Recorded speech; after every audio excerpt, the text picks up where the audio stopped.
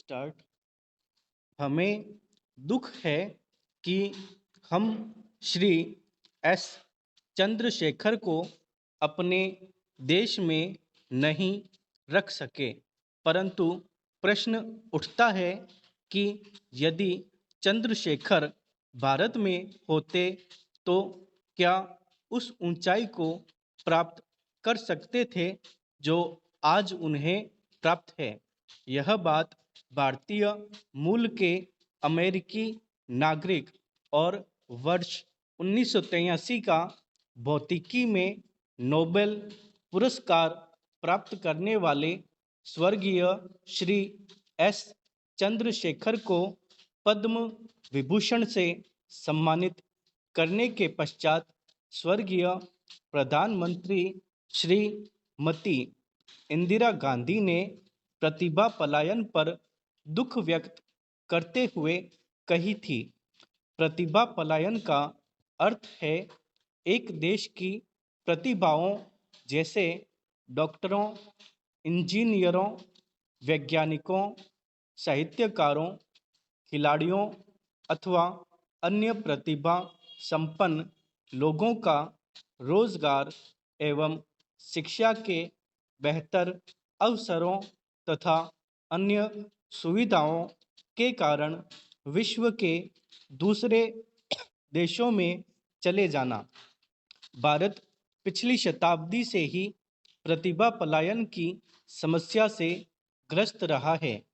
बड़ी संख्या में हमारे इंजीनियर, डॉक्टर, वैज्ञानिक, व्यवसाय प्रबंधक, कलाकार इत्यादि आकर्षक नौकरियां पाने के लिए या बेहतर जीवन शैली के लोभ में या अन्य कारणों से विदेश चले गए।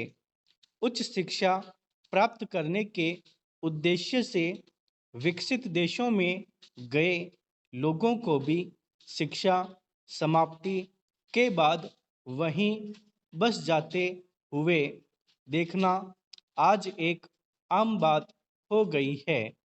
इस समय विदेशों में रहने वाले भारतीय मूल के लोगों की संख्या लगभग 3 करोड़ है। इनमें से 1 करोड़ से अधिक लोग ऐसे हैं जो डॉक्टर, इंजीनियर, वैज्ञानिक एवं कंप्यूटर विशेषज्ञ के रूप में विदेशों में अपनी सेवाएं दे रहे हैं।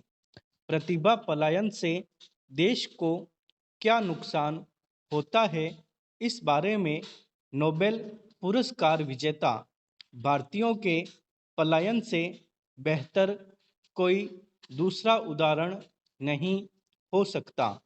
नोबेल पुरस्कार को दुनिया का सर्वश्रेष्ठ पुरस्कार माना जाता है। इसे प्राप्त करना निश्चय ही न केवल विजेता के लिए बल्कि उस देश के लिए भी गौरव की बात होती है जिसका वह नागरिक होता है। भारतीय प्रतिभाओं ने भी कई बार यह पुरस्कार प्राप्त कर अपने देश को गौरवान्वित किया है, किंतु भारत में जन्मे वैसे भारतीयों में जो यह पुरस्कार पाने के दौरान भारत के ही नागरिक थे, केवल 3 की गिनती की जाती है।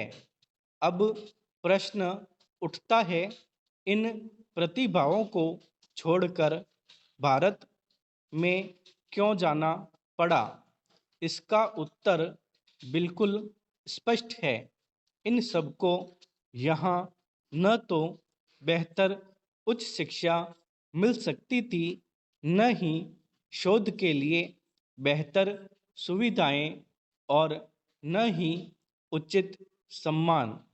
यहाँ तक कि भ्रष्टाचार से ग्रस्त इस देश में प्रतिभाओं को नौकरी भी मुश्किल से मिल पाती है।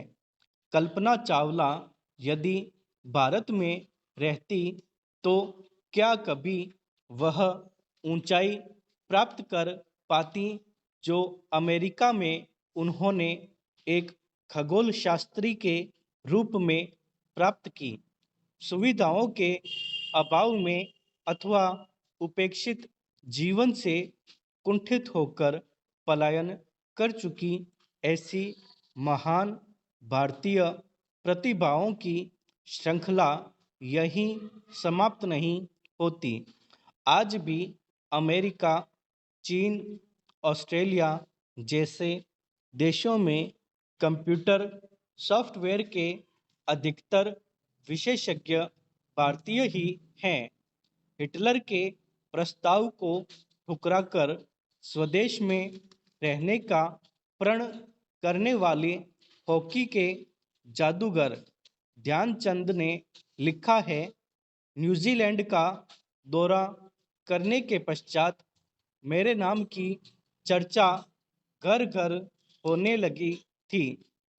मैं अपने आप को बड़ा भाग्यशाली समझने लगा था, किंतु मेरा भ्रम उस समय टूट गया जब मैं बर्लिन ओलंपिक 1936 में भारतीय कप्तान के रूप में गया और वहां देखा कि कोई भी जर्मन सैनिक यदि अच्छी सफलता प्राप्त करता है तो अगले ही दिन उसे लेफ्टिनेंट बना दिया जाता है।